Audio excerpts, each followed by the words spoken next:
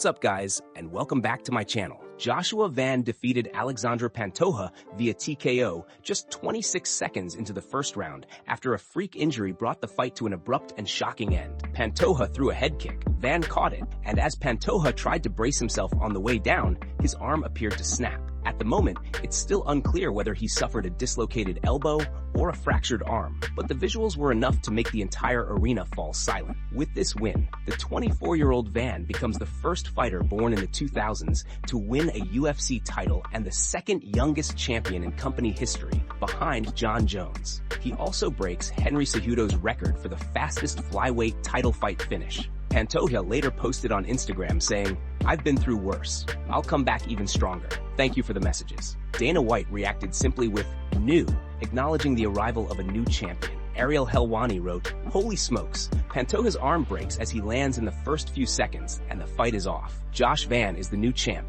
Absolutely sickening. Don't watch the footage." Helwani also shared insight from sports medicine doctor Brian Sutterer, who explained, "That's a dislocated elbow. If fractured, possibly surgery. If nothing is broken, then very rare to need surgery." Max Holloway urged the UFC to stop replaying the injury. Adrian Yanez agreed, saying, "Stop showing the damn replay," before adding, "Unfortunate ending, but damn, Houston has its UFC champ," praying for a speedy recovery for Pantoja. Kevin Holland said, "That freaking sucks. Still, props to Van." Bilal Muhammad commented that the fight looked like it was about to become a war, while Dominic Cruz said he wished the fight had been allowed to continue. "It should be up to us as fighters if we want to continue," he said. "People dislocate their arms, put it back in place, and keep fighting all the time." After the win, Van spoke confidently. "It feels great. It was unfortunate the fight ended that way, but it feels great to be a champion." He praised Pantoja's aggression, saying, "He's a great champion for a reason." He talked about how surreal Fight Week felt, seeing himself on posters around the city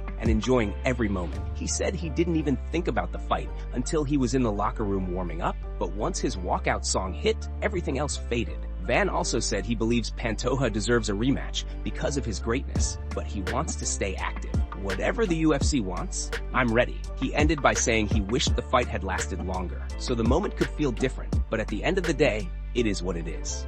And before we continue, make sure to leave a like on the video and subscribe to help support the channel. Moving on to another news. Sean Strickland being denied access to UFC 323 has stirred up another wave of drama in the MMA world. Earlier today, the UFC officially announced that Sean Strickland versus Anthony Hernandez will headline UFC Houston on February 21st. That should have been the biggest headline concerning Strickland, but instead, the spotlight shifted to an unexpected situation at tonight's event. According to Strickland, he wasn't just turned away at the door. He received a direct phone call from the UFC bosses themselves telling him he couldn't come. He said, "Well, I wanted to go watch the homies fight tonight, but the UFC bosses personally called me to tell me to F myself. I'm suspended and can't come." Strickland didn't go into detail about why the suspension was put in place, but the way he described it instantly grabbed attention across social media. Fans started speculating whether this was related to something behind the scenes, a past incident, or simply the UFC tightening control over fighter conduct. Whatever the reason, Strickland's reaction shows he's clearly frustrated, especially on a night when he wanted to support his teammates and enjoy the fights in person. In addition to the unexpected Strickland situation, the UFC rolled out some major fight announcements for UFC 325 in Australia. Dan Hooker is officially set to face Benoit Saint-Denis, a matchup that immediately sparked interest. Hooker has been trying to stay active and rebuild momentum, while Saint-Denis continues pushing toward top-tier contention in the lightweight division. Stylistically, it's a clash that promises non-stop pressure, high pace, and a lot of damage on both sides. The card also features another big lightweight showdown, as Rafael Fiziev will take on Mauricio Rufy. Fiziev, known for his explosive striking and elite kickboxing, is looking to bounce back strong. Rufy, rising quickly with sharp technique and confidence, enters as a dangerous threat, ready to test himself against one of the division's most skilled strikers. These matchups add serious heat to an already stacked event, and fans in Australia are getting one of the most action-heavy cards of the year. Moving on to another news, the main event delivered a massive shakeup in the Bantamweight division as Petr Yan defeated Merab via unanimous decision to become the new UFC Bantamweight champion. The atmosphere was electric from the opening bell, and the fight lived up to every expectation. Yan's pressure, timing, and striking variety were on full display, while Merab showed the relentless heart and toughness he's known for. But as the rounds went on, Yan's precision slowly took over, landing cleaner and more damaging shots, while shutting down many of Merab's trademark bursts of activity. After the fight, Merab called for a rematch, showing nothing but warrior spirit despite the loss. Islam reacted quickly, saying, "Merab, you are one of the greatest to ever step into this cage. Congratulations, Petr, you deserve it." His message summed up the respect many fighters felt after witnessing the 5-round war. Dana White weighed in briefly, and Time Welch couldn't hold back his shock. "Holy Petr Yan," he wrote, following it up with, "Holy smokes, but got to give respect to Merab being that active." Kamaru Usman also praised both men, saying, "What a fight. Congratulations to both men." Bilal Muhammad added his own breakdown, writing, "Yan is so good everywhere. His technique is almost flawless." He also noted that O'Malley is happy right now, hinting at the ripple effect this result has on the division. The MMA guru came in with one of the strongest reactions, saying Petr Yan walked down, took down, and destroyed Merab over 5 rounds in a vicious beatdown. He called it domination and destruction of Merab's face and said that Merab is incredibly tough, but Yan with 2 healthy arms is simply too much. "The Terminator is back on top," he declared. Josh Emmett joined the list of fighters congratulating the new champ, calling it an amazing main event. Matt Brown said he's already looking forward to a potential trilogy, considering the storyline now unfolding. Giga Chikadze paid respect to Merab, saying, "Win, lose, or war. Merab is a Georgian legend, Hall of Famer." Derek Brunson, meanwhile, wasn't impressed with commentary, saying DC and Rogan must have watched a different fight because Yan put on a clinic. Ayan Zahabi shared his live reaction, celebrating Yan's performance with excitement. And after the fight,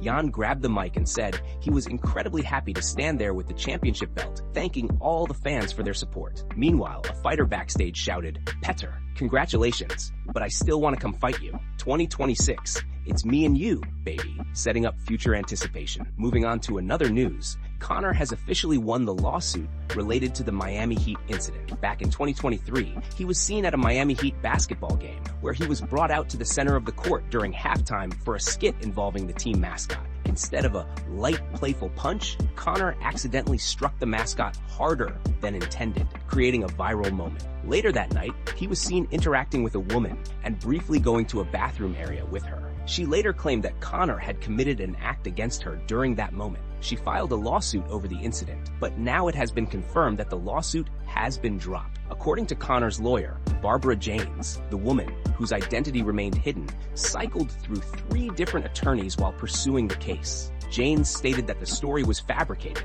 and because of that, nothing substantial ever came from it. The lawsuit has now been voluntarily dismissed with prejudice, meaning the accuser cannot refile the same claim again in the future. The court accepted the dismissal, officially closing the case once and for all. It's also worth noting that police conducted their own investigation soon after the allegations surfaced, but no criminal charges were ever filed. Conor consistently denied the claims from day one, calling the situation a shakedown and a money grab. Janes also said that after their investigation, the state's attorney concluded there was no legitimate case to pursue. Now, almost 2 years and multiple lawyers later, the plaintiff attempted to reshape her original accusations into what Janes described as yet another false story. Meanwhile, Conor appears to be making changes in his personal life. He recently traveled to Tijuana, Mexico, where he underwent a 36-hour psychedelic treatment involving ibogaine. It's a powerful substance, often used to confront trauma and assist in addiction therapy. For many, this trip signals what might be the first real step toward Conor trying to clean up some of his past and reshape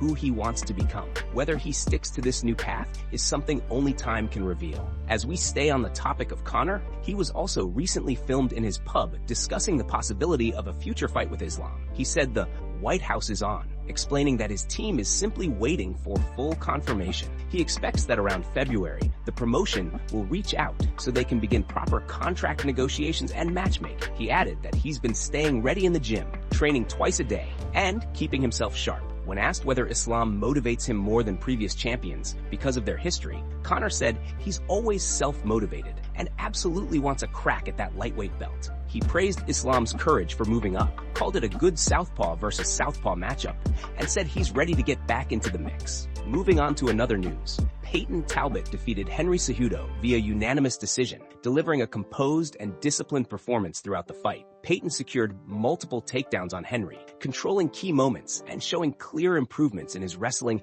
and timing. After the bout, Henry, still in the octagon, jokingly asked Dana White for a performance bonus. Dana responded by telling him he'd give him $50K regardless of the night, which made the crowd laugh as Henry repeated, "Put me in for the $50,000 anyway." Henry officially announced his retirement immediately after the fight. He later posted on X, saying, "I promised that I would leave it all in the cage and I did. You're welcome. Grateful for you all." The MMA community reacted quickly. Jiri Prochaska congratulated him, saying, "Beautiful career, not just a fighter, but also a great coach and person. All the best." Justin Gaethje added, "My hat's off to you, legend. Thank you for repping A and USA with pure heart and huge quavos." Bilal Muhammad wrote, "Great fight. Peyton is a dog." Gene Silva said, "Henry is a warrior." Jeremy Stevens reacted with, "Wow. Peyton Talbott, Henry Cejudo, $50K by Dana White regardless. That's what makes the UFC great." Ariel Helwani wrote, "What a performance by Talbott, completely back on track now, long ways from that loss to Inglewood 11 months ago." Paul Felder said Cejudo went out like a warrior,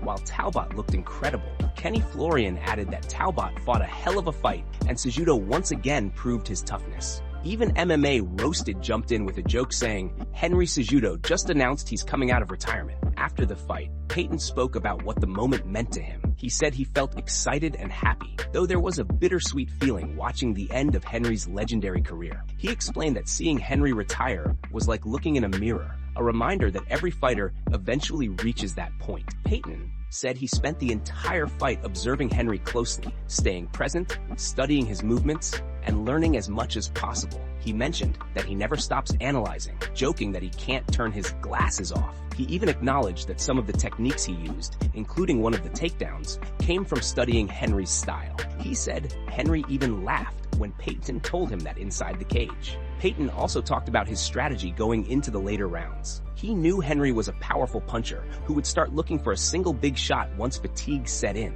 The focus became staying smart, keeping his head clear, and not getting reckless. He reflected on how much he's grown since his loss in January, saying he learned from it, took responsibility, and figured out how to keep himself healthy and mentally sharp. Now he wants more high-action fights, more bangers, and hopes to face dangerous strikers so he can strike fear into the rankings as he continues evolving. The transcript ends with an unrelated promotional message, which has been excluded from this rewrite.